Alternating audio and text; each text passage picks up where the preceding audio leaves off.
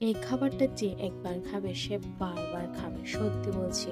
So hello friends, welcome to my another video.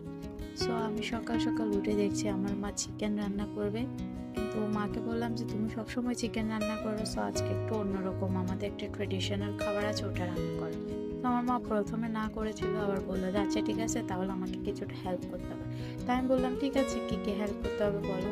So প্রথমে আমি আমার মাকে পেস্ট তৈরি করে দিচ্ছিলাম, পেঁয়াজ, মরিচ, কাঁচা মরিচ, তারপর রসুন, আদা, তারপর সামান্য টমেটো দিয়ে একটা সুন্দর পেস্ট তৈরি করে নিয়েছিলাম। তো আমার মা ওখান থেকে পেস্ট থেকে কিছুটা অংশ নিয়ে ওখানে ভালোভাবে চিকেনে মেখে নিচ্ছিল।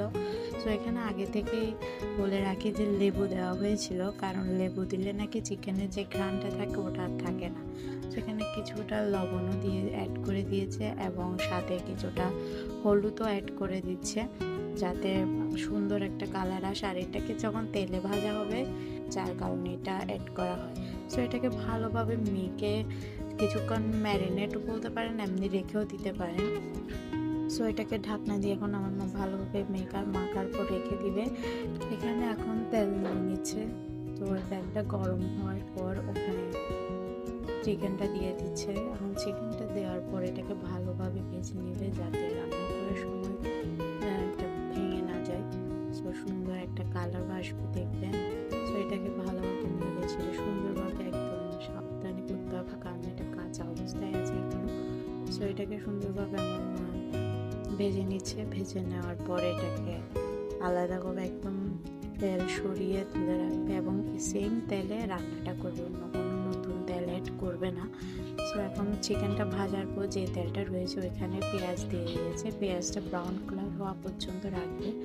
সো এটাকে এখন নেড়ে চেড়ে ভালোভাবে সুন্দর একটা রং আসার জন্য অপেক্ষা করবে। সো এখানে সামান্য তেজপাতা, তারপরে দারুচিনি, এলাচ এগুলো অ্যাড করে দিবে এবং এগুলোর সঙ্গে ভালোভাবে তেলে ভেজে নেবে।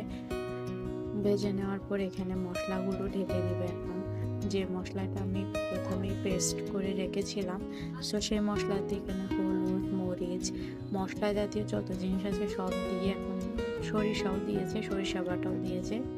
সো এখানে বলে রাখি যে আমার মা এখানে কিছুটা মরিচের বাটাও ইউজ করেছে, যেটা ব্লেন্ডও করে রেখেছিলাম। সো ওইটা ইউজ করার পর এটা ভালোভাবে মেখে নিয়েছে, নিয়ে এখন এটা ওই তেলটাতে দিয়ে দিয়েছে। তো এখানে ভালোভাবে এখন কষিয়ে নেবে। তো এটাকে ভালোভাবে কষানো হবে, কারণ এটার যেন এই মশলার স্মেলটা না থাকে, তো ওই হিসেবে এটাকে কষানো হবে। তো এখানে সামান্য দুধও অ্যাড করে দিয়েছে,